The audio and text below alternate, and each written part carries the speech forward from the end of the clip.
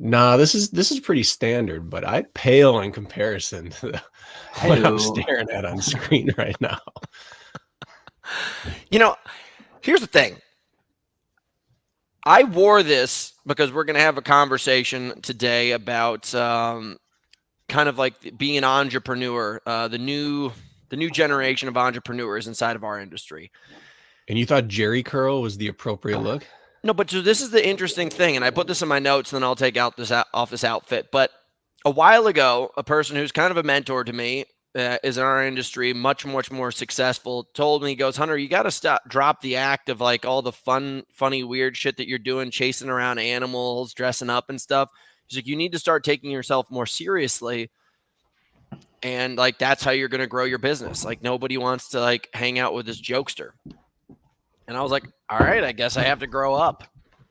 And then next thing you know, I just decided to start peppering in some more comedic stuff, and it takes off so much better and has so much more success, and it connects and grabs the attention of customers at such a higher level. I was just like, that's it, dude. Fuck it. I'm just going back to the way I've always been. And so I just started going on Amazon and buying all these ridiculous outfits, and this is my most recent one, and his nickname's Thirst Trap. Wow, I like that jacket. It's very, very unique. Dude, Amazon, $60. I have the I could most go into- basic sweatshirt. There's not even a label on it. That's hard to even do if you're not a spy. And you have the most gaudy jacket I've ever been associated with. I guarantee I could walk into one of the restaurants down in the water here and people would stop and be like, where do I get that? And they're probably wearing outfits that are 5 times, 10 times more expensive than I am. But you know, we didn't do the typical introduction to this thing. This is the Morningwood Radio, and we kind of tagline is what wakes you up in the morning, what gets you going. And Brakken's a good friend of mine, and we're going to go through the whole gamut. We met each other. I think actually I would like to start this because I don't even remember when we first met. Do you know the details of that? First time I saw you would have been in Killington? No, it's prior to that. We ran a race with Chris Bob Brown and Hobie Call out in California. Chris Bob Brown's been racing against us for that long? That was the guy with the singlet, the wrestling singlet on. That was Chris Bob Brown? Yeah, I didn't realize that until we interviewed him on the podcast this last year. What? He did that and disappeared for years and then came back. That was his first race. He was fresh out of college, I think. No wonder he was such a good runner. He ran shoulder to shoulder with me the whole time. I was like, Isn't that wow, this wild? guy is so fast. I think Jack Bauer posted a picture. He's like, throwback to Chris Brown. I'm like, that's Chris Brown? I wondered for years who that random guy was that we never saw again. Never Turned out came we back. did see him. And he was really incredibly talented. Oh, yeah. Like, why was he in a singlet? Because I mean, do you know Chris at all? He's kind of like got that bit of you in him where he loves being goofy and doing weird stuff. And he thought it'd be hilarious if he showed up to this event with all these bro CrossFitters and he dressed like an idiot and beat them. Isn't he like a sub 15 5K guy? Oh, yeah. Yeah. And he's a legit ultra pro. He runs for Hoka and Rabbit. Wow. Crazy, huh? And he's been putting a beat down on everybody this year, too. He's one of the only people in the sport that is better than he cares to be. Everyone else is so thirsty and wanting to be better than they are. He could care less. He could show up and win or contend for the win almost any race, and he just doesn't care. It's kind of like Josiah Madaw. I think Josiah cares, but Josiah doesn't put focus on this at all. No. And Josiah could be a podium placer on any given event, even world championships. We missed out on his prime decade. He still contends, and he's like 43 now. People are lucky they didn't get him at 33. Have you seen his sons? Yeah, they're monsters. Yeah. They look genetically engineered to run. Well, dude, we went to go watch them at the GoPro games this year, and it was as if someone had taken pencils and taped them all together and then put a wig on top. They are so lean, and that wasn't meant to be insulting at all. It is the most ideal mountain runner body ever. They're both over 6 feet tall. They're just whippets. Like, you've seen like a whippet, like a greyhound. Like, they're exactly structured like that. Like, everything is just down to the bone and ligament. They're such freaks. And I bet They could either be Xterra champions or they could decide to be extremely, extremely high level trail runners. Like they could be the next Yeah. Jim Walmsley's. And they have that thing missing in Josiah that's missing in them as well, where they don't care to enter the pain cave. They're fine there. They Yeah. really don't mind suffering. And that's very rare. Yeah. I didn't introduce you two guys. I mean, Lemmings, this is Ryan. He's the head of operations of the company, co-hosting this thing. Brakken is a longtime friend from, I guess, Spartan Race Sacramento 2012. Yeah. 2012 is that? Yeah, it was 2012. Wow. So I raced Spartan Race in, I believe it was November. And then almost a year later was the Sacramento Spartan Race in 2012. And I was like convincing everybody, I was like, guys, what was that? I'm going to become a mud run champion. And at the time, mud run champion, there was nothing to it. There was not like really money or anything. There was a little bit of money. And I went all in, and that's when we showed up. And from that point on, I think we just kept on clashing together for a pretty serious amount of time. Yeah, we went a few years where I wouldn't say we were friends. We were just two people trying to eat the same plate. And then eventually we got past that. I think you beat me at the first ever super championship in outside of Illinois, and those like really like troughed out mud, that muddy course. And I was pretty livid. And I don't think I talked to you at the finish line. Yeah, that was a perfect storm for me that day. I was in about as high of fitness as I've ever been, and it was on the exact type of terrain that would be my ideal. And I don't think anyone else took that race as seriously as I was training that year. So I kind of caught you with your pants down. Are you drinking out of the blender now? That's good. I thought this was a judgment-free zone. Well, anyway, Ryan, nice to meet you. Nice to meet you, Brakken. You guys are both neighbors. He's in Illinois. You're in Wisconsin. Isn't that like a stone throw or a pigeon little like a pigeon screw away? You know what I mean? A pigeon screw, that? Yeah, I suppose. Stone's throw? Yes. That's a metric in the Midwest. Well, it's a stone's throw or a Katie corner. Where are you guys? You're in Wisconsin. Brakken, yes. I got the stats on you. 35 years old, born in Wisconsin, in Geneva Lakes, Wisconsin? No, born in Milwaukee. Oh, okay, but you're in Geneva Lakes now. We lived in Lake Geneva for several years because that's where my wife's from. But no, we're back in Milwaukee now. Nice. Are you friends with, do you know Ryan Braun? My sister shared an elevator one time with him, so we're pretty close. He works out with our group down here. He's the nicest person ever. I don't understand why anybody would go to Milwaukee other than to be Ryan Braun winning MVP. That is quite the connection. What part of Illinois are you in, Ryan? Me? Yeah. Me? I am not in Illinois. I'm in Indiana. That's what I said. Part of Indiana. Which part of Indiana? Crown Point. Okay. Let's all strike this from the record. Restart this conversation. I don't know why for the you though. I thought you lived in Illinois for the longest time. I'm kind of embarrassed. He's got his Ditka sweatshirt behind him, so there's some validity there. Yeah, I got Ditka and Ted. So, I mean, listen, let's start this calendar together because it's kind of interesting the parallels of our lifestyles.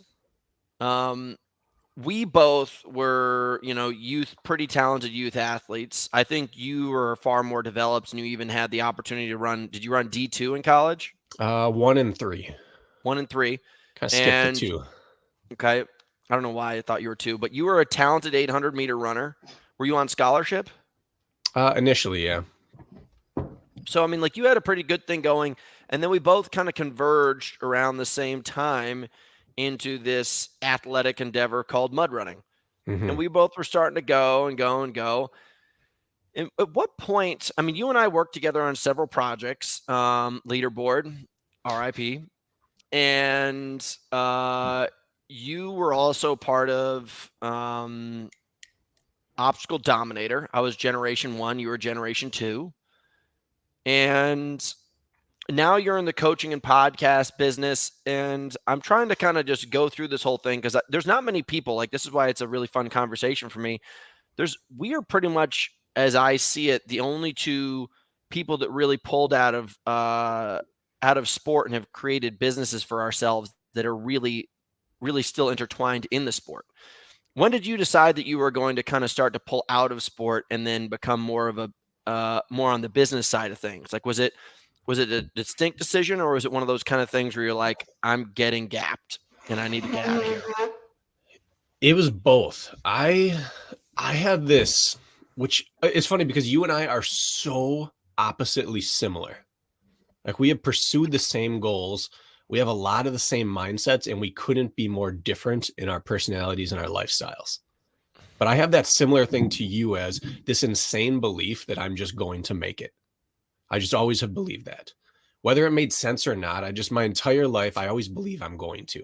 Whether or not it happens, it never, however many times it doesn't happen, it doesn't shake my belief that it's going to happen. And so when we moved out, I quit teaching. I took a 1-year sabbatical. We moved with our family and our young kids to Colorado to be at altitude and go all in. I still believed that I was just going to be this insanely successful athlete and that the break was coming. I didn't know what it looked like in OCR, but I just believed it was coming. And I went all in and I trained big volume twice a day at altitude, did everything right. Had the best off season of my life, came out the first race and nailed the race. I didn't win, but I took second. I was about 20 seconds down from Atkins. And I realized after the race, I don't know how I could ever be better than this. What was the race? The Montana Sprint. It was the first race of the, I don't know, 2015 the one or 16. fell off the bars? No, this was the next year. It was the NBC race. It was televised. It was the biggest race I had taken second in yet. But everyone's like, wow, you took second. You ran Ryan down. You almost won. Like, the next race is going to be even better. But in my mind, I was kind of terrified because I had done every single thing right for like 7 months. And I was starting to get that feeling in training where the best thing I can do from here is maintain. Like, I don't think I have a level up from here until maybe a year from now. You've done that, right? Where you get to the end of a cycle and you're like, I am nailing everything, but there is no more upward expansion right now. I had hit that and it was May.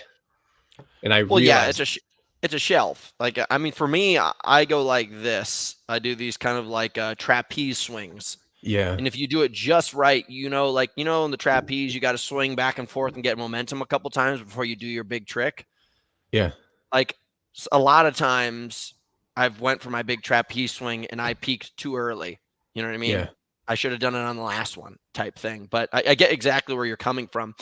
And if I go into your stats here, you are a 2-time Stadium Series champion, which, many people who are listening to this may not know, but for as far as OCR stats go, these are pretty powerful stats. You were never necessarily the Ryan Atkins or the John Albans of the sport, but these are good. I would say I was the best of the rest for like an era. I couldn't be the best, but I was the next one waiting.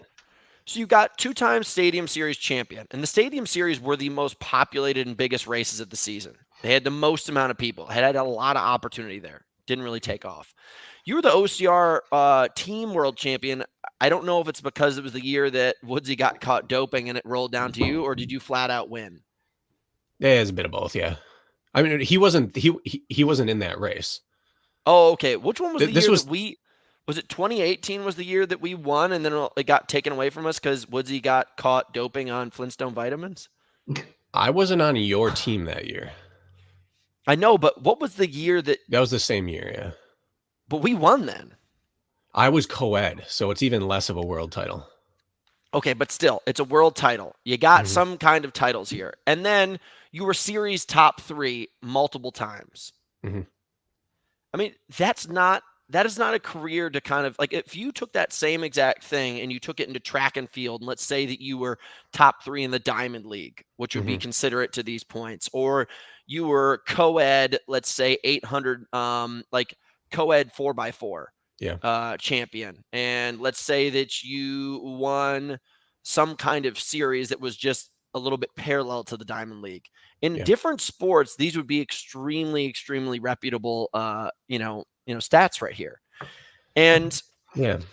I looked at your social media and I looked at some of the things that you had done over the years, and you've never been much of a social media person, but was there a certain point, like, you hit that race and then you obviously were participating. I'm sure you were talking on and off to sponsors. I'm sure you've done so many things where it was really like you could have been a star. I'm not saying that you weren't a star, but it just didn't seem like, you know, this sport had enough runway for your jet to take off.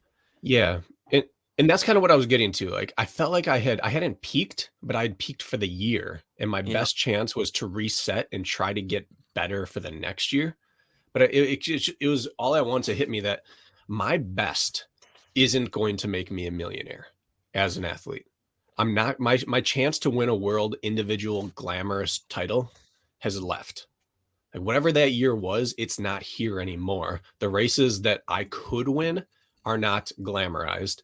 And at my absolute best right now, I have less sponsors than every other person I'm competing against. And it was one of those situations where everyone kept telling me in my ear, like, you could be bigger, you could be bigger, but no one else in the industry seemed to share that belief. I was never the athlete that you were knocking down doors to get a sponsorship from. I don't know if it was because I was so obvious that I didn't want social media, or if I was boring. I just lived my family life. I had 3 kids. I didn't go out after races. You don't see me at the after parties, whatever it was. I wasn't dynamic enough personality wise. I wasn't going to win a world title, and I wasn't going to make my millions off sponsors. And I realized that my break in this life is not the sport. It's whatever door opens because of the sport. And overnight, that became my new thing. Like, all right, I need to start. I may not be a superstar. Everyone may not want to be me, but most people in the sport like me and trust me. So I need to start making whatever those connections are count, because I cannot be an athlete for life, but I can do whatever door opens because of this weird athletic lifestyle we have. That can be my thing for life. And so it was preventative, and it was for the first time in my life realizing this insane belief in myself as an athlete needs to pivot into an insane belief that I will make it in some other way. So then starts that journey, and I completely agree. Like, I am actually at the point in my career where I'm having similar conversations in my head. But to stick to you and then bring us both back together, you then branch off. And as I know it, you have been part of almost all of the large broadcasts that have partaken in our sport. You've been part of the NBCs. You were part of the ESPNs. You've been involved. Were you part of the Battle Frog at all? No, I didn't do that. Okay. I didn't do Battle Frog or any Tough Mudder related. So, but you had a humongous stance in Spartan Race. Mhm. And now you probably have the most reputable podcast, at least I would say per listens, in our sport. And you've done pretty much everything you possibly could when it comes to the media side of things. And now you also have this coaching business. Mhm. And I sit here, Ryan and I talk about this all the time, because a big part of what we do in our business is we look at our surrounding market and then we try to say, hey, listen, this is what our comps are. Mhm. What are they doing? And how can we get there? And how can we then, excel past that? At what point did you decide that you were like, hey, I'm fully invested in basically being in the media side of things, and I'm also fully invested in business? And what was the conversation you had to have with yourself where you're like, these are my 3 options, or this is my 1 option? Where did you decide to go? Because you did become this voice, and you said you do have people that trust you. And I personally, I love listening to you when you talk, because it actually has the presence of the athlete, and then also this really awesome presence of being able to explain what's going on inside of the athlete's head and going on course, and then speak it in layman terms. Mhm. Well, I decided, and I did a lot of thinking about, and you were a part of this process throughout the years. You were one of the first people that told me, like, just be good at 1 or 2 things, and like everything else, forget it all. Just be good at 1 or 2 things. And I had some people around me like, well, lean into the things you're best at. It's like, well, I was a teacher and then I was a mud runner. Like, how do you lean? And it became clear that Two I big can do money-making industries. right. Huge. But I have the three talents that I have. I can speak, I can write, and I'm good at giving information to people. I was a special ed teacher. I wasn't just a teacher, I was a special ed teacher. And that requires distilling everything down to the most simple terms, putting it forward in a way that everyone can understand it, gain trust, and then build off that sequentially. That was really the only way to work in special ed, is to start at an extremely understandable concept and then build the trust and confidence on that one concept and then move up from there. And I thought, well, that's the parallel to coaching. I mean, if I can teach, I can teach. Coaching is just teaching. And then the podcast, I'm comfortable speaking. And now at this point, even though it was horrible for years, so I might as well lean into the podcasting. I want to write, I want to coach, I want to podcast, and I want the podcasting to branch into public speaking and commentating and all that. So I realized the only skill set I bring to the table that other people in this don't is comfortable, easy to understand information and a bit of relatability. I couldn't go into the dynamic personality or the show. Like, you can put on a show. I can't put on a show. No one will turn up to watch me do antics. But if I could just be that one consistent voice that said things simplistically and logically, hopefully over the years that could snowball into those three venues: write, speak, coach. Now, when this was all building up, this is a really important factor. Did you ever have that conversation, or did you ever have to have that conversation with Lisa where you're like, this may be a humongous mistake? Because I have right now just listed like so many major brands inside of our existence. You know, the Battle Frogs, Rugged Maniacs, Tough Mudder, even now Spartan Race have all like collapsed or faltering. Did you ever have to look yourself in the mirror? Because I think you're incredibly good at what you do right now. You're a good coach. Ryan, you got to put that away from the microphone. Sorry. That was my last 2 weeks, so I get it. Sorry. Yeah. Sorry, guys. No, you're all right. You know, basically, you're an incredibly good coach. I think you're really good at explaining things to people. I think you're really good at being easy with people. I think you do a really great job on the podcast. Like, whenever I'm doing longer pieces, I listen to your guys' shows and I actually sit there and I enjoy it. Like, it's not just like a comedic banter. It's also informative. Now you have to just have this conversation with yourself. This may be a passion project and you may, you're good at it, but basically, do you know that the life raft that you're on right now is not going to sink? Right. Because that's a conversation I had to have with myself also. I had it around 2017 when I did my last Spartan Race World Championships, like competitively. I said, I got to get out of here. Like, I see the ceiling and it's right in front of me, and there's nobody who's going to give me a bazooka to help me blow through this thing except for myself. Yeah. And I recognize what's on the other side of it isn't maybe that sustainable. Have you ever had to have that conversation?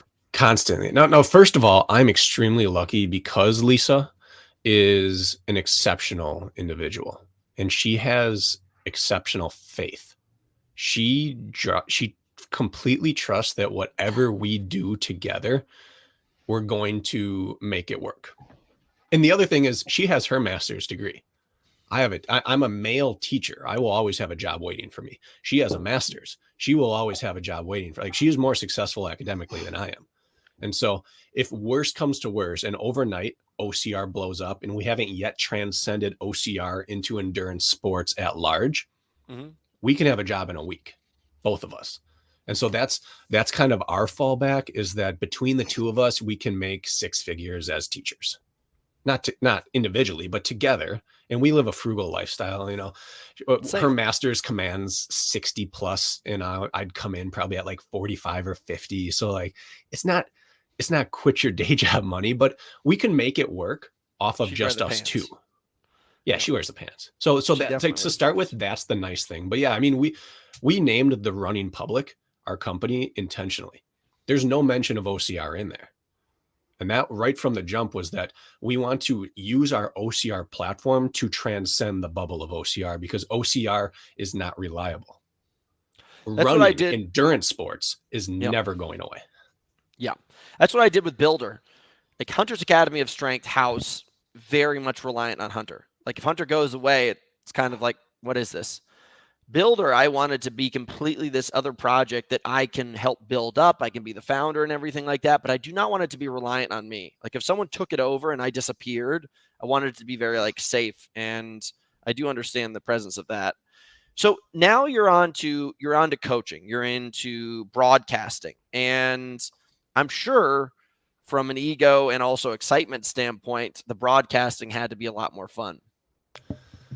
The ego part's interesting because for so many years, I would be described a bit as a cocky asshole.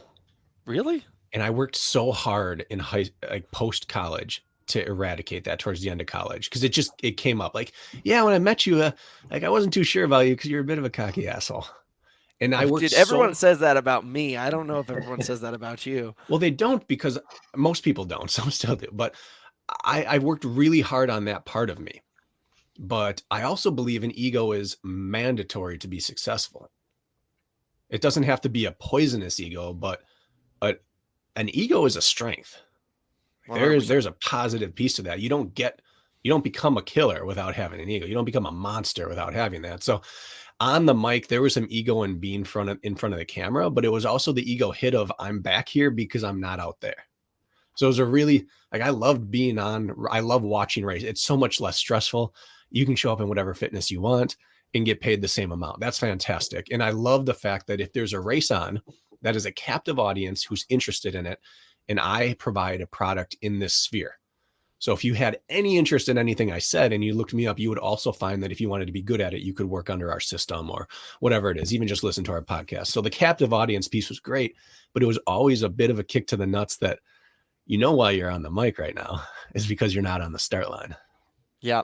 Well, personally, listen, I think you do a fantastic job. Like with Battle Bunker, if we decide to do the whole live broadcast thing again, I would hire you as a sideline person. I think you do a phenomenal job. And I personally, I'm pumped to be done with High Rocks and sit on the sidelines. And I may not professionally have the relationship with them where I'm talking about High Rocks, but being able to sit on the sideline and watch and have my voice want to be listened to because my perspective and value, it's nice. It is. It is fucking nice. I don't want to throw wall balls anymore. I don't want to have to slap my chest into the ground and then jump forward 100 times.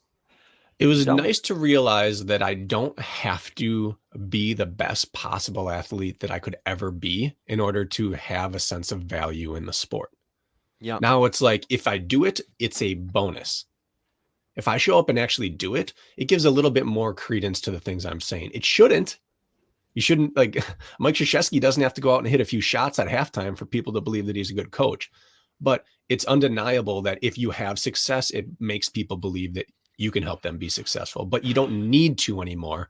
And not needing to takes an incredibly hungry pressure off of you. Do you know Greg Welch from Ironman? I know the name. Ironman in 1992, and then he ended up getting a heart disease issue that took him out when he was in his peak. Okay. He won once, and then the next year his heart issue popped up. That guy is the broadcaster for Ironman, and he has the Australian thing going for him. An Australian can say banana, and everyone would be like, they can just say whatever they want, and people are fascinated. Yeah. But you basically are in that position. Now, here's something that I'm going to put on you, and I'm going to make it heavy. I honestly think because of the media structure of our sport, it blunted my career, your career, and many other people's career. Yeah. And you personally have an opportunity and also kind of what I would say is an obligation, if you're going to stay in this role, to do the best job possible to change that for the next generation. I joke around that the reason why I'm not famous is because of Matt B. Davis all the time. Mm-hmm. Obstacle course racing media had the opportunity to, it is the, obstacle racing media. It is the media source for our sport. I don't necessarily blame him as a true problem in my life, but I make the joke because if that company was 10 times bigger, I would be 10 times bigger. And I'll give you an example. I don't even know how to find out almost any information about what happened at Spartan Race World Championships this weekend. I don't know how to watch it, anything.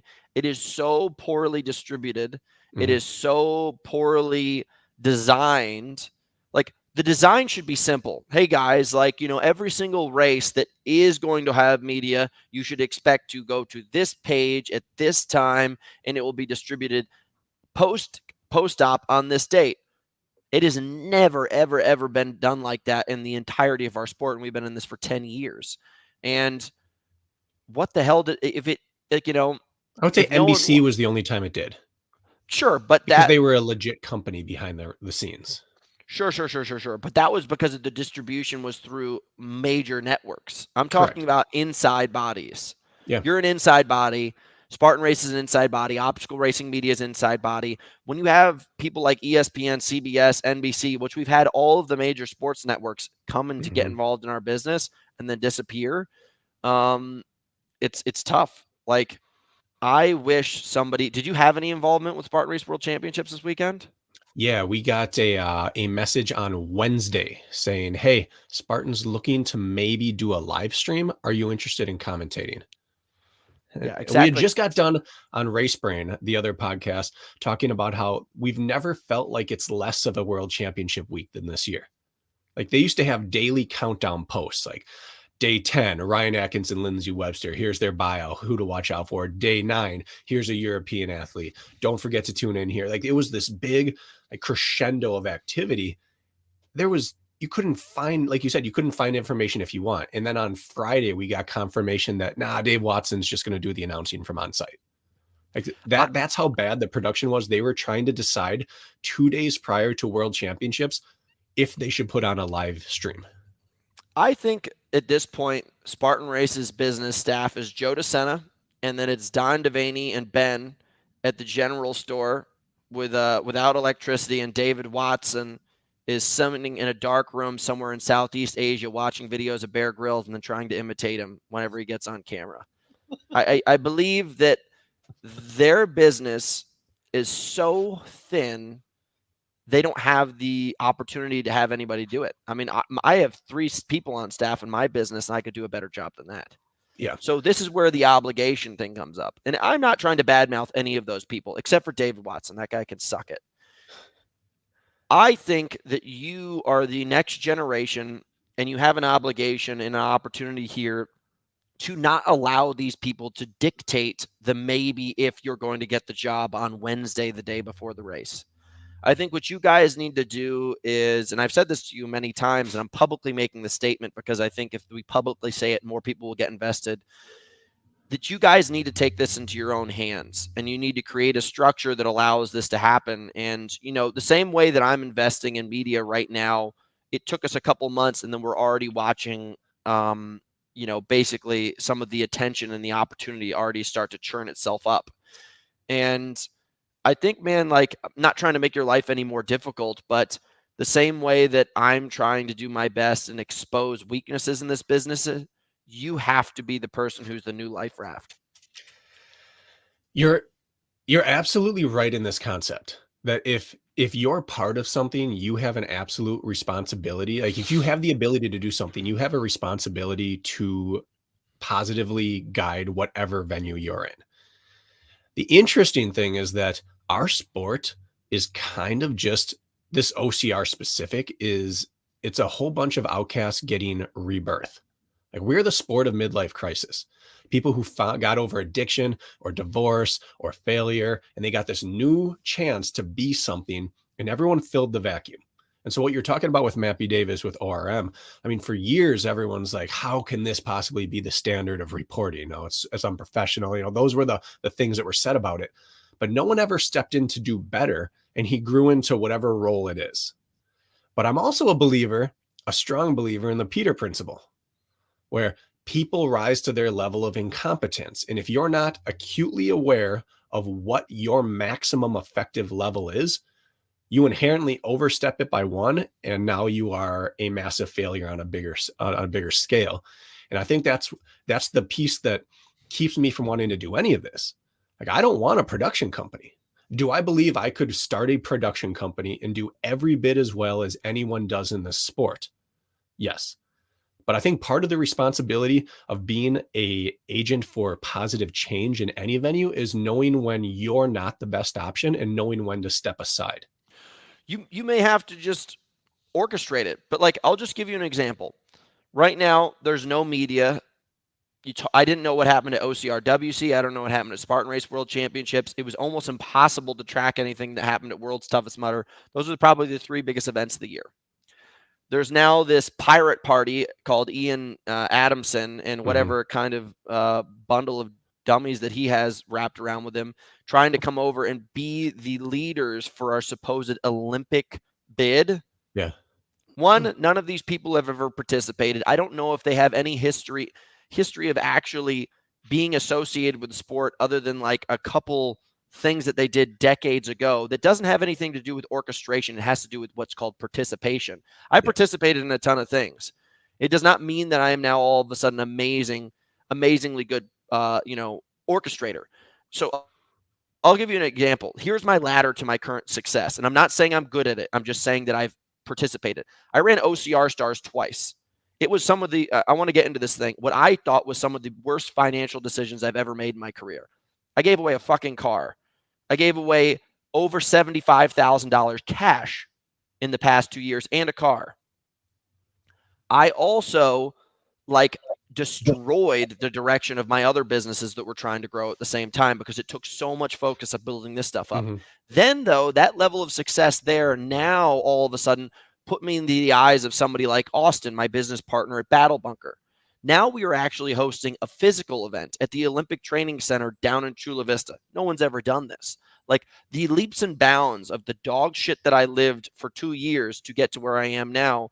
Holy shit. I was depressed at the end. I'm not a depressed person, but I was in a depressed state after the end of OCR Stars too, because of the amount of work that I put in, the little stuff that I got back out of it. Not saying it was all financial. I'm just talking about the reciprocal energy from the industry. There was so much like non-supportive energy around it.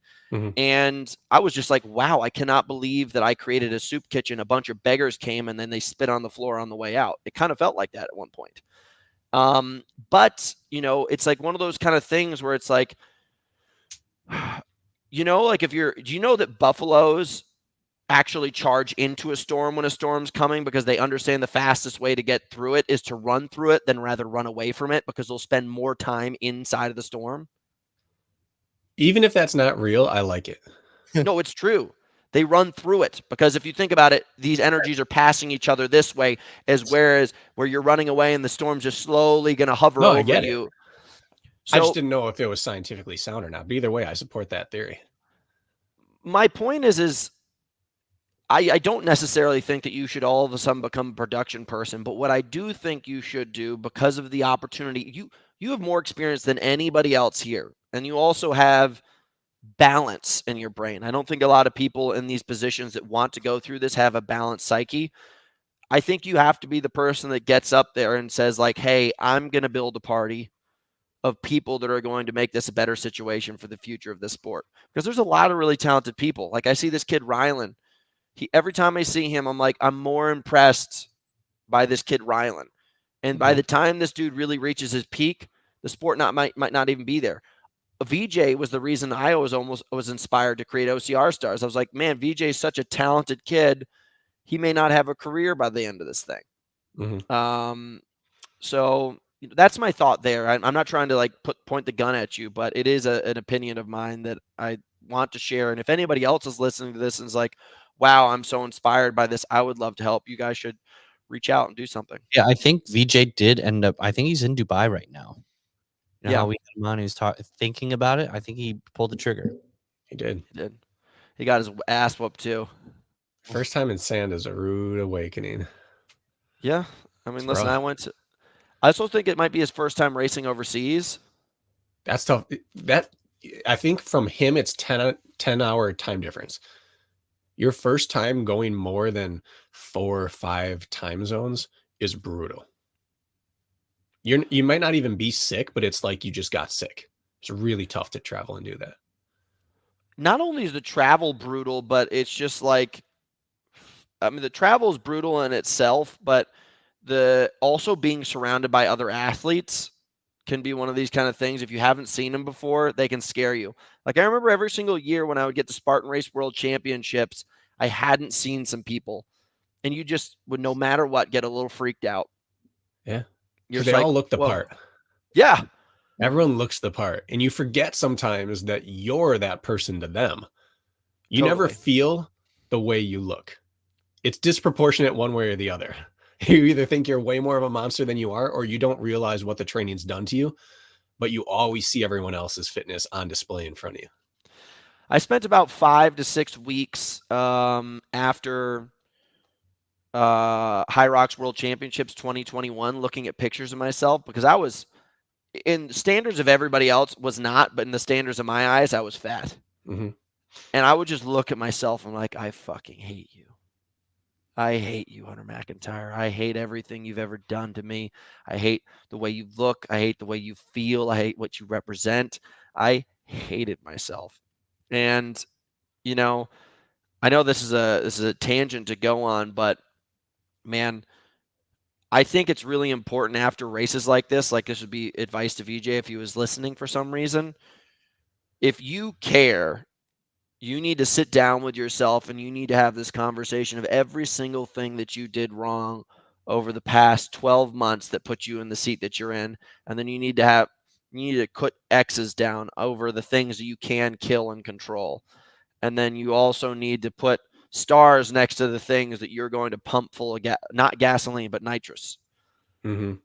That's what always end of my races would always be. And it was a psychological probably disorder, but it paid out. I just had this conversation with a buddy of mine. We went to the Bucks Lakers game on Thursday or Friday, and afterwards ended up in the parking lot outside my house for like an hour and a half talking business and life. And the point of what I was saying towards the end, what our conversation evolved to, was that, and he was a Division I college running back. He was an all-state running back, ran 1 year of indoor track and ran like 49.1 in the 400, like just an all-around monster. That was as a sophomore in high school. So this guy gets it, and he competed at the second highest level that football is competed at. And the point of the conversation is that there are attributes, there are skill sets, there are mentalities, and there are practices that are accepted and known to be effective in the athletic world that are looked down upon in the real world. One of those is self-loathing. One of those is being incredibly nitpicking on your negative attributes. Because as an athlete, you can write down, I am 10 pounds too heavy. I am so weak through my hip girdle. I am an absolute weak individual. When the going gets tough, I quit. You can write all these things down, and then you attack them, and it's very black and white, and then you succeed because of it. But in the real world, attacking flaws with a very negative, direct mindset is very frowned upon. You cannot say fat. You can't talk about that. You can't say you're 10 pounds overweight. Your life would be so much better without it. But as an athlete, you can look at yourself, and as long as you don't have a negative association with weight, you can just be very, very cruel to yourself, and it fuels you. But that line between athlete and business is very, very murky, and not everyone can live that. But it's part of the reason why many athletes or military members are so good at driving themselves in business, is because they can keep things black and white. You can tell yourself, I hate you, Hunter McIntyre, and still have a pretty positive mindset about yourself.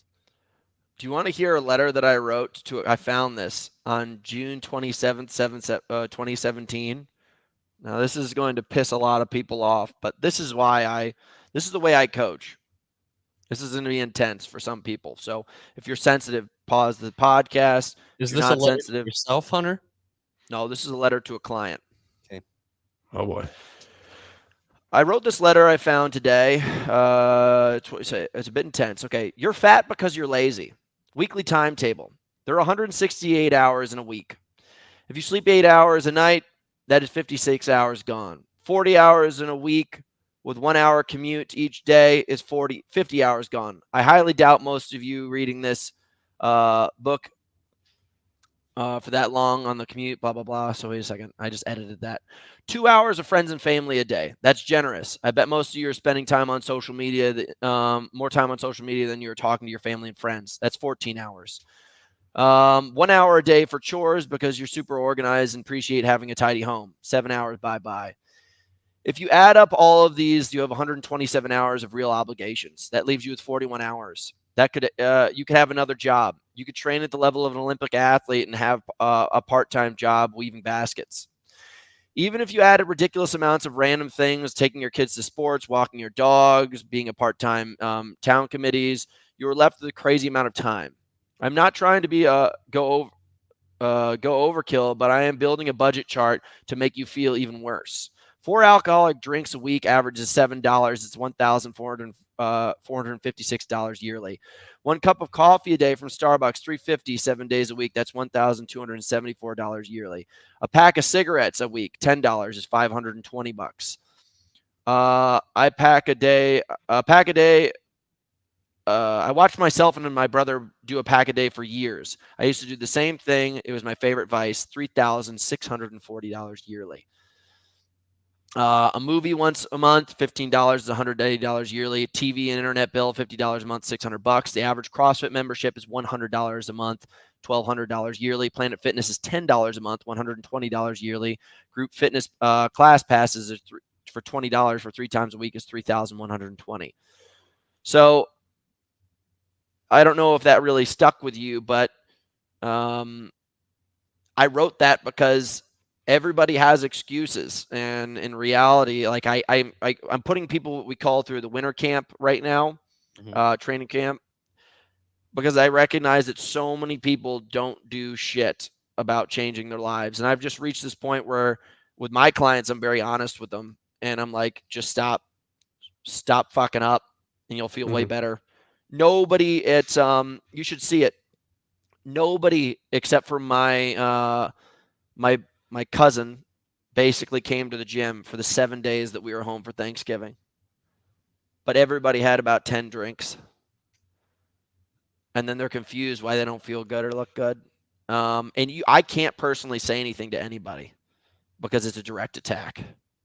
But what they all do is they all give me forms of judgment on what I do in my daily life. Did I see you got your brothers to the gym though? I did bring Garrett to the gym twice. That's probably twice in this entire year. Struggling with the tricep dips. I was Garrett like, struggles with almost everything right now. Imagine that's Hunter's brother in the lifting field. I was like, Garrett used to be stronger than me. Garrett could squat 315 without question every single time I saw him with no training. Wow. Life just gets to you. I feel like we went off on a bit of a tangent, but it is aligned with what we were saying is the hard work content. Another thing about my brother, which is interesting, is he worked at this place called Bridgewater, which was the top hedge fund of the world at the time. And they make it very, very obvious to you. And they state it in the very beginning of when you get the job. They say, hey, listen, this is something that we do in our practice differently than everybody else. If you fuck up, we're going to tell you, and we're going to make it very, we're going to say it straight to your face, and we're going to say it in front of other people so that nobody else screws up. And it's going to hurt, but it's going to make us all better. And that's the reason why they're the best. My brother then moved over laterally to another business. And I won't mention the name of that, but Garrett Aaron used the same tactics on a couple of these guys, and a couple of them cried in front of him, his coworkers, because they were not used to that level of accountability. And the level of success between these two businesses was totally different. One of them was the very, very best. And my brother moved over laterally just to check out this industry, and people would cry. And I don't know. I personally like the crying. Go ahead.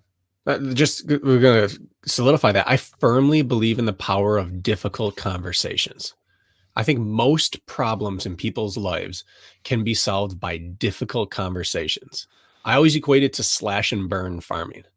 Like if the ground is not fertile, sometimes the only way to make it fertile is you have to light it on fire. And it burns at first. It is extremely uncomfortable. And then it settles down, you get a rain, and suddenly things are growing for the first time ever. You have to sometimes just go through emotional pain in order to have that secondary growth that is guaranteed to happen next. But you have to go through that initial upfront. I am not comfortable with the words we are saying to each other. As long as you know it's coming from a place, though, that is, I'd rather see you hurt and then successful because of it than back off and allow you to fail on your own. Yeah. And that is a very, very difficult skill to attain, and it's a lost art right now, I believe.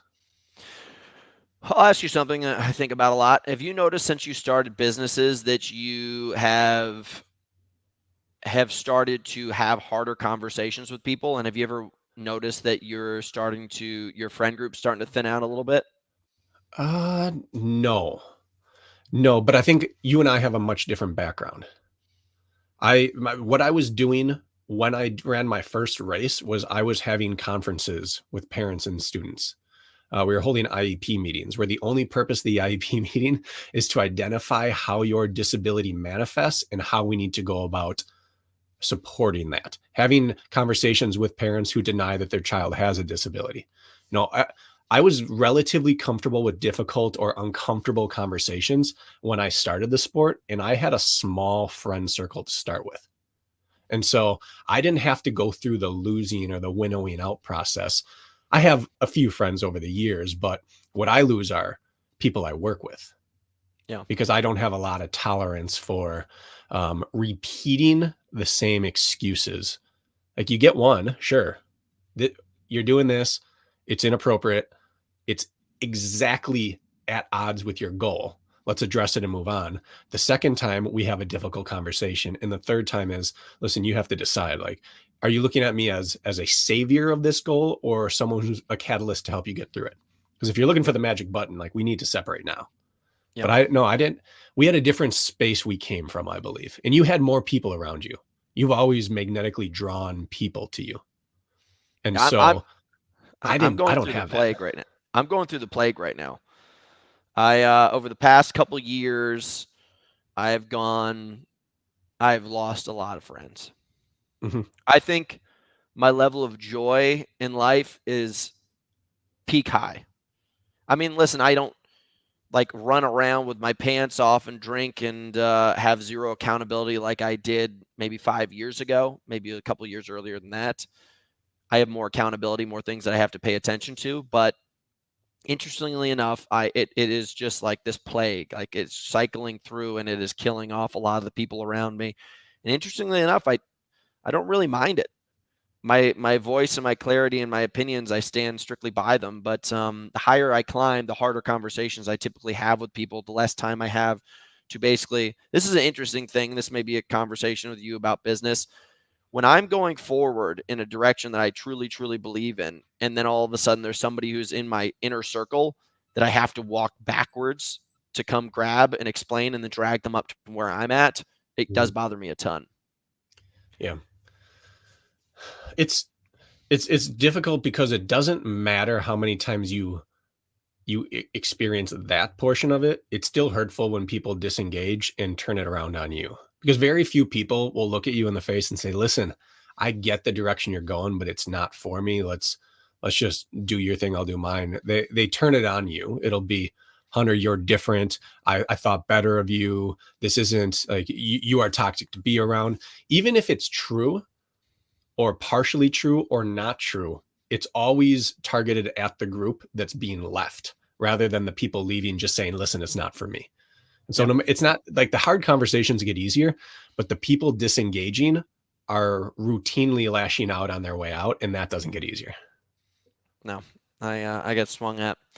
So I asked you before this thing to write down a handful of the worst business decisions that you've made in the past year and also Yeah. some of the best. I don't know if you have those listed. I can't remember if I asked that, but You asked for five. I could only do three. I really didn't get through that many. Okay. I didn't get through that many, but I just wanted to put it out there because if I put down three, you may have only shown up with two. So you met me halfway, above halfway. Thank you. Would you like to start? Because I've got a list and you can go through a list. We can go one for one. You might as well start because you're going to have more. I don't really have that many. Okay. We operate on different financial planes, you and I. And so while all things are relative, you've risked more than I've risked. True. But I don't think it's anything really that different. The same mistakes I'm about to tell you, it could be across any business size. Mm-hmm. So I wanted to do this because, Brakken, as I said, is an entrepreneur of the sport. We're the next generation. If anybody's listening to this thing, because I often get contacted a lot where people are like, hey, how did you get where you are? I started this only really 2 years ago. My supplement business started in 2021. My training business started in 2020. It's not that long. And I've made a lot of mistakes. First thing I would say to anybody like this is if you're starting a business, I think you should try to get as much free resources as possible and try to really stick with it. Don't get this level of angst inside of you where you're like, I need to move faster. I need to find someone to help me. The biggest mistake that I made is I've gone out and I've hired about 3 consulting agencies to help me, and I've spent a lot of money on it. Let me tell you something. People that have consulting agencies are just not smart enough to create their own business to succeed in. They're fucking charlatans. People that are trying to tell you like, hey, I'm going to teach you how to accelerate your real estate business and we will help you build leads and you will become a multimillionaire by the end of this month alone. If they were so good at it, they would be doing it. I'm just letting you guys know right now, I've hired 3 consulting agencies in the past year, and each and every single one of them took my money. And Ryan was there. Ryan has been my business partner for the last year. And collectively across all of them, I spent probably about 10 to 20% of our business's income on trying to accelerate it. Nobody even brought us up to 1. So my advice to you guys who are listening in on this, I would say there's so many free resources. There's so many free resources, and understand that you probably need years of time of testing things out before you need to try to bring this mastermind in to help you scale your business, and try to exhaust all ventures before spending money elsewhere. So that would be my 1.0. You know what's really interesting to me is that because I had, again, my background is teaching and athletics. It's not business. And so I approach things as if there's not going to be crossover and carryover. The most interesting thing to me is that everything is crossover. It's all carryover. That the true gurus and great minds of every industry, they don't share with you the secrets in the higher plane of existence. They break everything down simpler into small little chunks. That's all it is. They just come up with, this is the exact blueprint and every step is minuscule. But if you make 100 minuscule steps in a row, you succeed. And that is the exact same thing in every, it doesn't matter if it's running, OCR, teaching, business, it doesn't matter. It's not about finding the new, fantastic, unheard of thing. It's about doing what you were doing simpler and more concise and with better sound practices. Dude, that was one of my ones. I said, don't try to offer more to your clients. Just master the simple stuff. That was one of the mistakes that I made. And the millionaires, the billionaires don't miss a simple step. They've never missed one. And as a result, they have money to throw at things so that they can go from multi-million to multi-billion. But they've only done the simple things. Yeah. So was that your mistake? No, that wasn't my mistake. That was just, you made me remember that. Yeah. The consulting agents, the people that promise you flash are charlatans. The people that say, I'm going to tell you the most specific, basic things, and it's just going to take you to success. Those are the people that get it. Yeah. All right, your turn. You got to bring one up. All right, mine's a bit more of a failure on my end.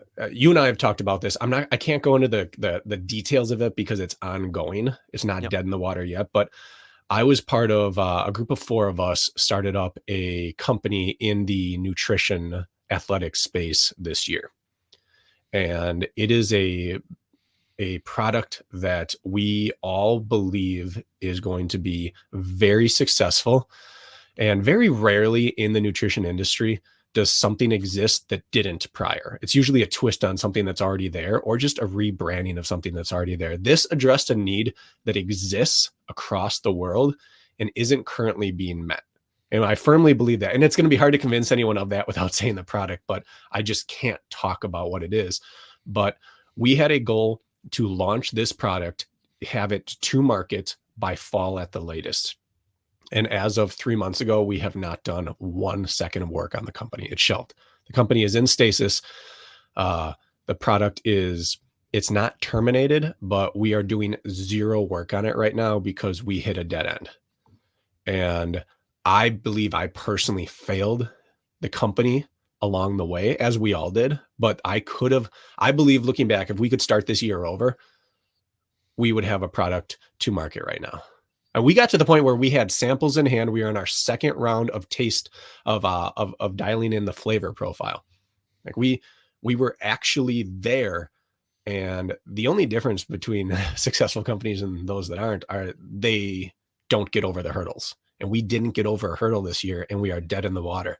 And it eats at me. Everything at right now is a sunk cost. It is not on someone's going to do this product eventually. And I believe it still can be us, but we have absolutely failed this year. I was going to ask, can it still be done, or is it like the events that have happened have sunk it and it can't be revived? It's like the Titanic. It cannot be. No, it is dead in the water right now. Yeah. And if we just continue to leave it there, it's eventually going to take on water and go under. But we have every opportunity still available to just get on there, make the adjustments and go. But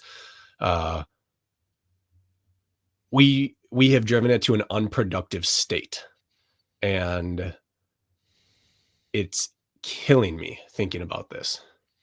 I mean, dude, listen, we have five LLCs / S corps, and of that, I also have, he knows this because Ryan purchases all these things. We also own like another a dozen websites of businesses that I've tried to start, and it's not to say that they will never happen, but you have to understand it's just like you can't pick up one project and sink the other projects surrounding you. And I wouldn't feel bad. Websites, and I'd love to let's do this. And then I get the phone call. It's like, buy this website. Is it a name? No, get it. And I was like, holy shit, this is awesome. Yeah, trademark this right now. And I wouldn't be scared, but also at the same time, I wouldn't let moss grow on top of this project, dude. I wouldn't say what you've done is wrong, but if you really believe that heavily in something, you need to move. Like, I'll give you a quick example.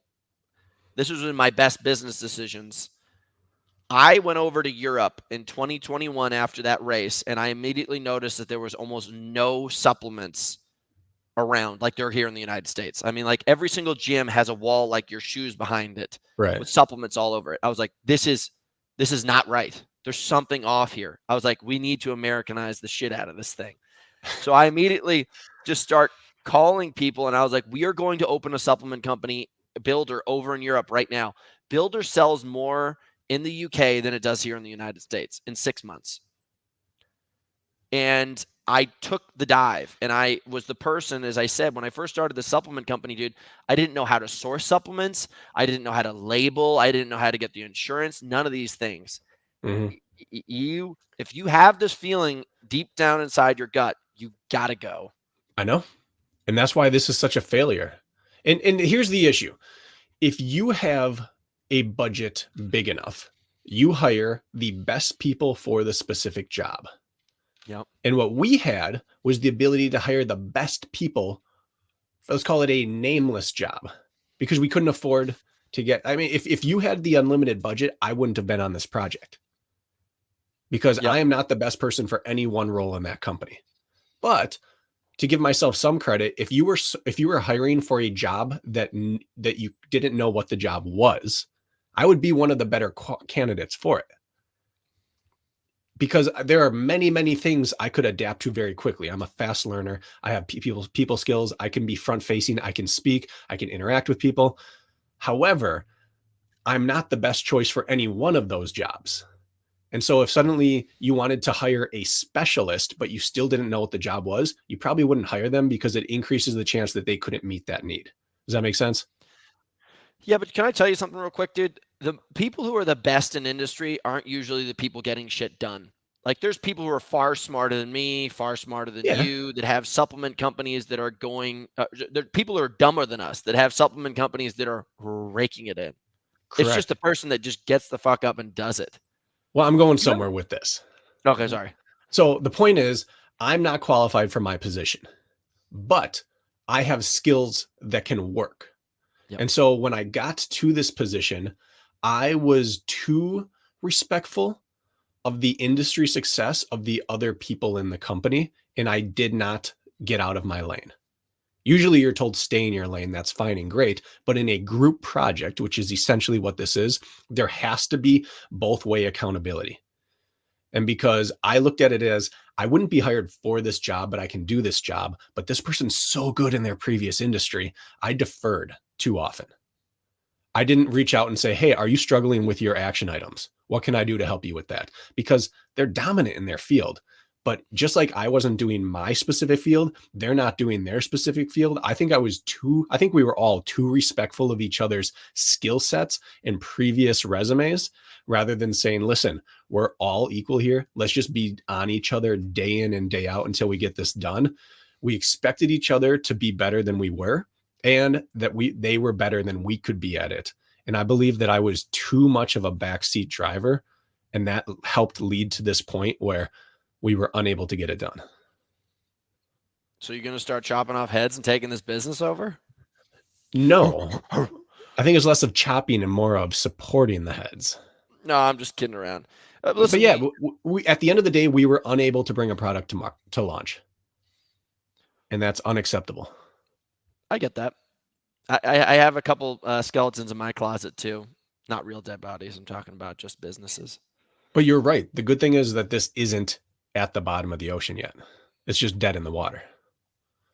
We tried to start during COVID a skincare company called Dude Babe, because I was like, there's just like, if you go into the store, like I put lotion on my face because I'm outside getting cooked in the sun all the time, especially now that I'm paddling, I am getting effed up terribly. You go into the store, there is like 2 football fields the size of, 2 football fields of women's products for skin.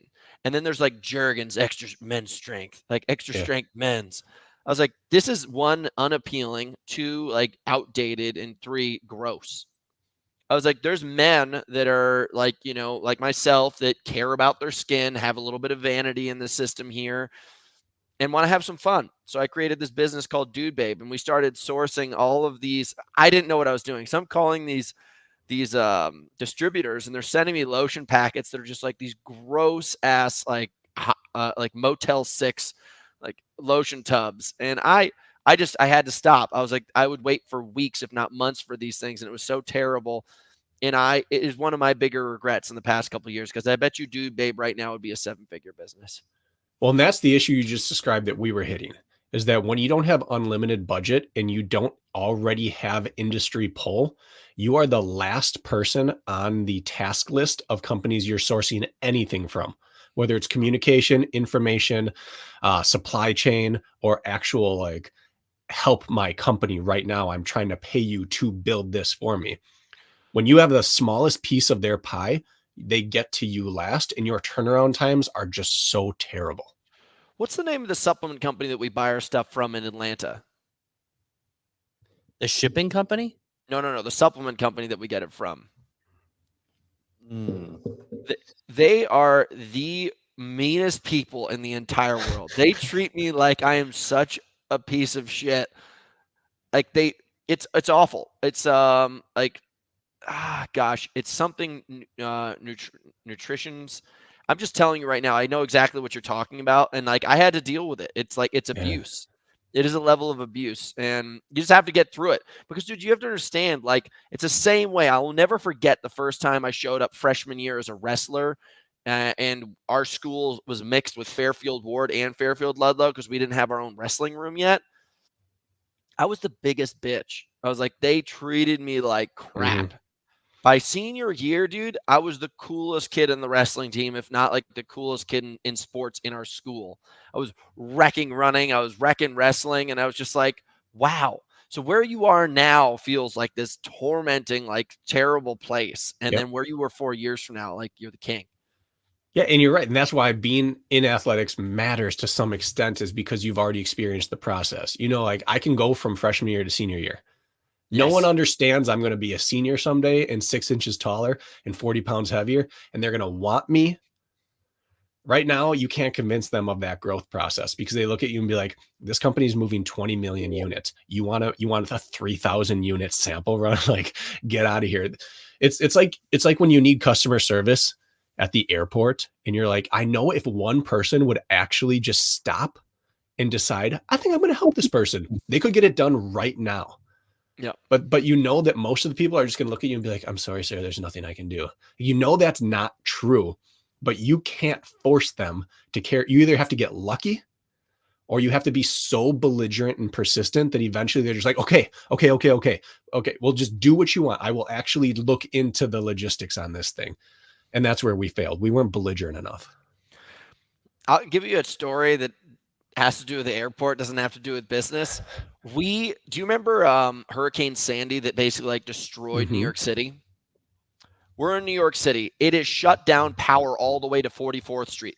There's no power, and we live below 44th Street.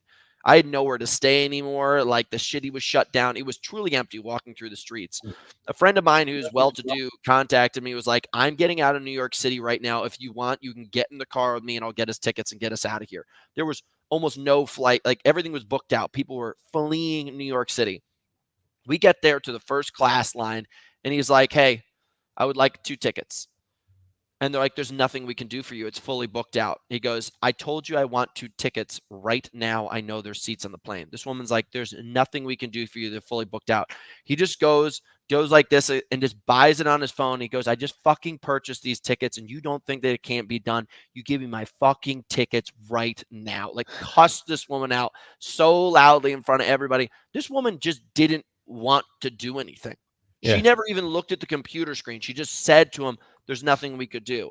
It was a crisis mode. And I will never forget. I was like, these airline people just truly do not care. Nope.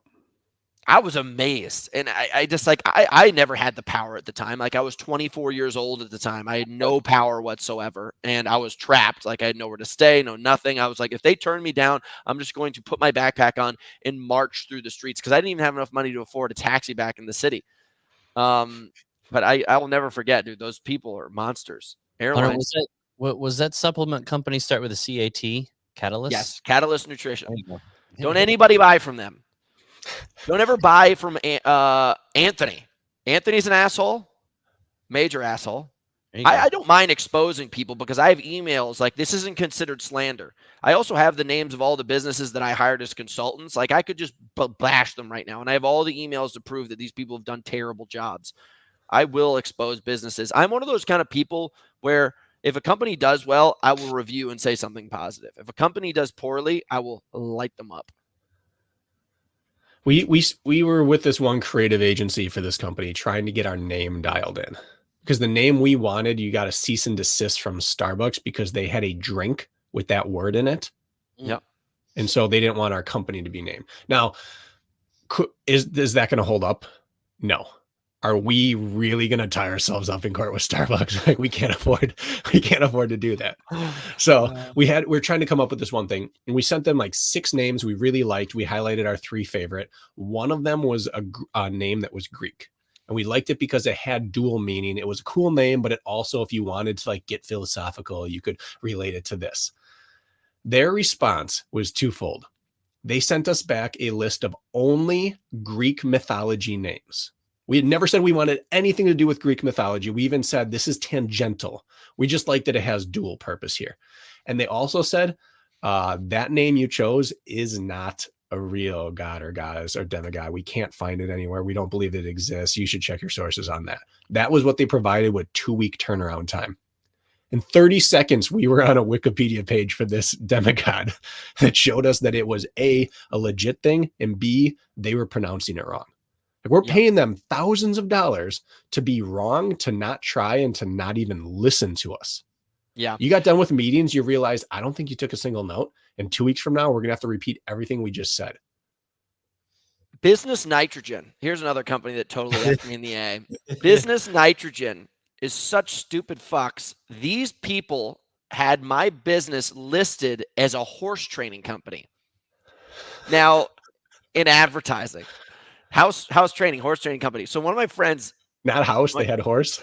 No, house training as a company that trains your horses. That's what they listed my company as. And this was being paid ads that they were running as a hunter, as a training horse trainer. I get a call from one of my buddies one day. He goes, dude, I type in house training and it lists you guys as on Google as a horse training company. I was like, are you sure? And I was like, what are you talking about? Now, I didn't put my phone incognito mode, so it immediately took me to, I didn't realize this, but people who are new searching to my business and finding it were going to the Google search bar and Google Analytics and all this kind of stuff, and it showed me as a horse training business. I go to the next ad agency, and they're like, hey, did you know that your company's listed as a horse training business? And I was, what? So they bring me into the back end of the ad stuff. And this is my own mistake as being a business owner. I should have looked more closely. I don't look at our ads. I didn't. I go and look in, and there's all the structure of them listing us as a horse training business. So if you guys are in Atlanta area and you hear of a company called Business Nitrogen, tell them to go F themselves and run away. Run away. And it's a very That's so similar. good. That's You should be in exactly- the horse industry though. That's way more lucrative. Way more lucrative, Funny. dude. So, but that's exactly what you're talking about right now. I would sit in the computer with these people, and these people are like, "Oh yeah, we can do this, this, and this, and this." And I just feel like I'm like, you're going to go to the next meeting and say the same thing to them. You're going to go to the next meeting and say the same thing to them. You're going to go to the next meeting and say the same thing to them. There's no depth to your actual work here. It's just all surface level. Sell, sell, sell. Hype, hype, hype.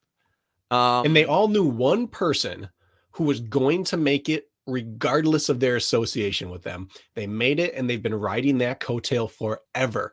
But the new burgeoning company can't afford to say no, that, wow, they've proven they can do it. We have to invest in ourselves. Let's do it.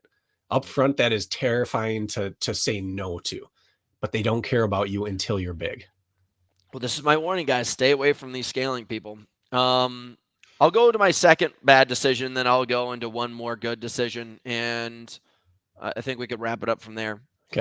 I said this in the beginning, but guys, if you have a business right now and you have a formed idea of it and true belief in it, stick to your own branding message. Don't try to copy other businesses. I mean, copying other businesses and understanding how they got where they were is good to understand the path. But the message is the thing that I'm trying to tell you guys to be careful of. Do not get wrapped up in other people's messages. Get wrapped up in your own. Get wrapped up in the thing that makes you feel good. Like if you could sit down at a table and talk to me about something that you are so exuberant about and so energized about and you truly are confident about, stay in that lane. Stay in that lane. Do not try to adopt other people's messaging and other people's mannerisms and characteristics. Put on your gold jacket, put on your diesel chain, get your wig on, whatever it is for you, be that person. And I think that like if you can find that and feel confident about it, you will. There you go, gold chain, dude. I got mine right here. I don't have anything. I know, but dude, that's you. That's you. That's you. You got your shoes in the background. That's distinctly Brakken. Yes, it is. Yeah, but that would be my worst business decision. Try to become somebody else and someone else's message rather than my own. Okay. My second biggest business mistake this year was putting things to the side in order to try to do the one thing really well. And that sounds logical, but what I convinced myself of is I need to shelve these 2 or 3 products or projects because I don't need them right now if this thing goes well. This is going to pay off so big. And what happens is I'm left there holding nothing when we're dead in the water here. The 3 things I should have been working on concurrently this whole time, that could have been semi-passive streams of income and could have been building this whole time, are still in the same stage of infancy that they were then. And I'm left with nothing to show for it currently. I had an entire year of not working on those 3 projects. It drives me crazy that I didn't have the foresight to see, listen, you cannot bank, like you have to believe in yourself and you have to go all in, but going all in doesn't mean forsaking everything else. And yeah. I forsaked growth in 2 or 3 other areas because of one thing that I wasn't even doing properly. Sometimes we convince ourselves we just have to look like we're all in. Like I have cleared my schedule. You don't want to clear your schedule. You need to create some room in your schedule. And I didn't do that. You need to really block it out, do it properly. I'm a work in the morning kind of guy, and then I take my passions for the rest of the day. I have 2 books because I believe that when your first book launches, you need to have a second thing for them to buy right away. Keep them in the ecosystem. I have 2 books that should be done by now, but because I put them to the side, I have lost all momentum on them. And how old is that? Every single person has a book. I've got this book idea or this screenplay, but I never got around to that. Everyone says that. It's so cliche, and I'm sitting in that. I know, dude. I have hundreds of pages of a book written out that I don't know what to do. Here's the thing.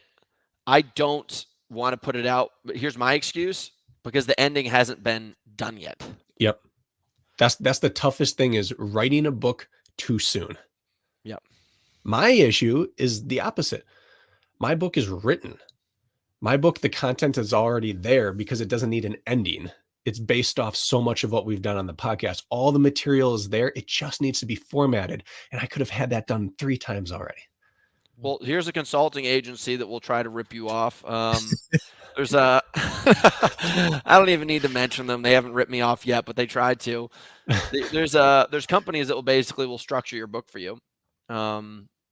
If you just don't have the time or the knowledge of how to do it. I think the only other thing that I would like to say to people, best decision I've made, this is the last piece, is investing more into media. I wish that I had done it earlier.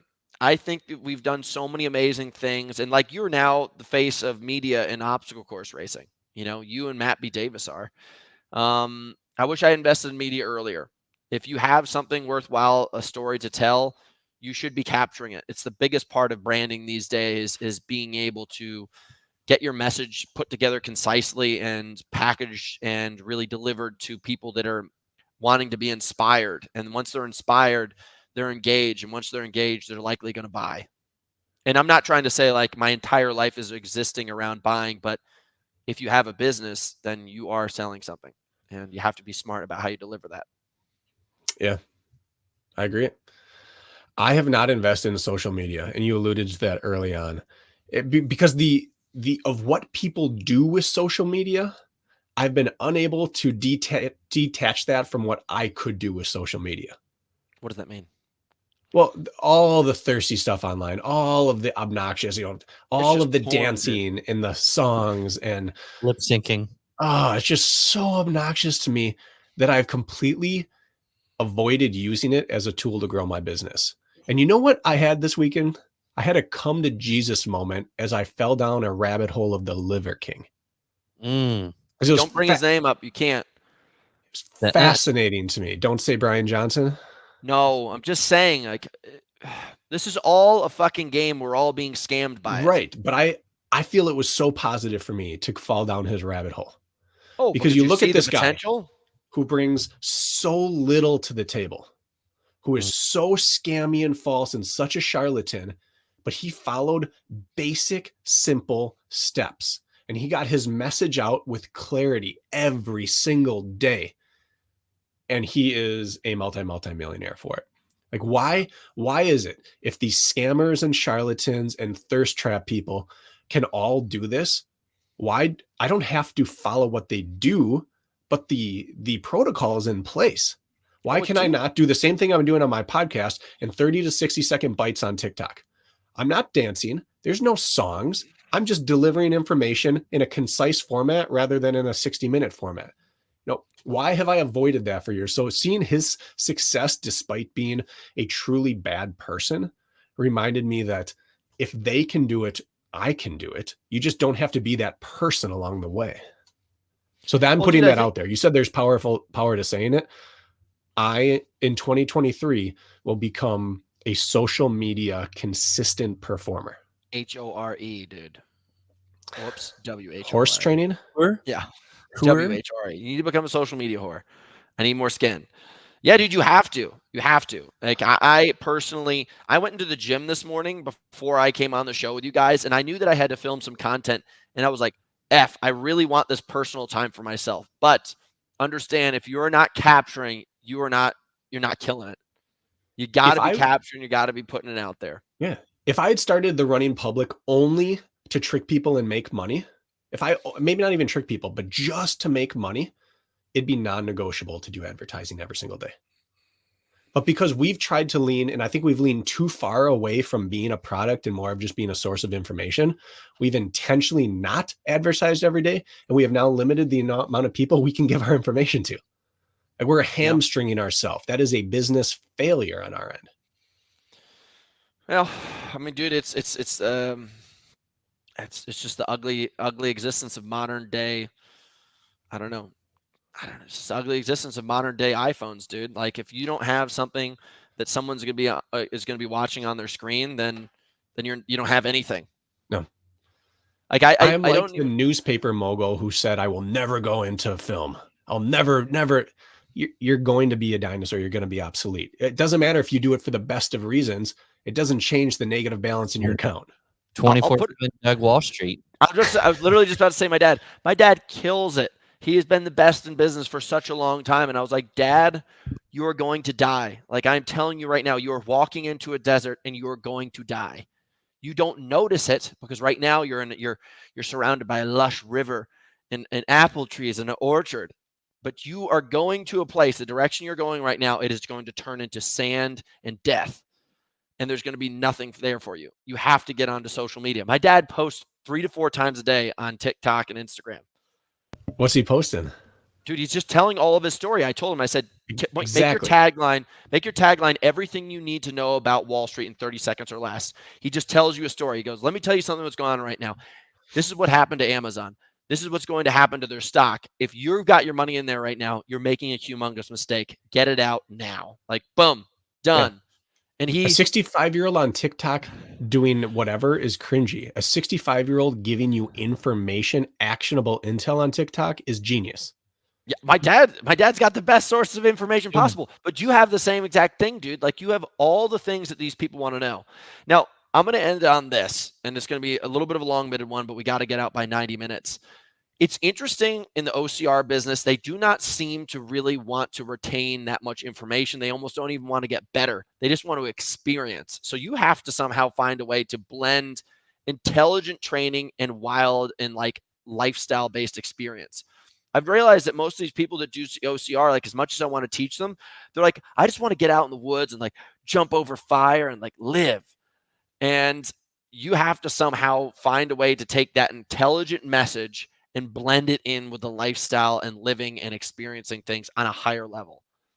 You're very right on that. And I think that most people, the majority of the OCR experience follows the same trajectory, which is, I just want to be visceral out here. But eventually they come back to like, I've been traveling for 3 years and spending $1,000 a weekend on this kind of thing, or $2,000. I got to start being better at this. And that's where we come in. Yeah.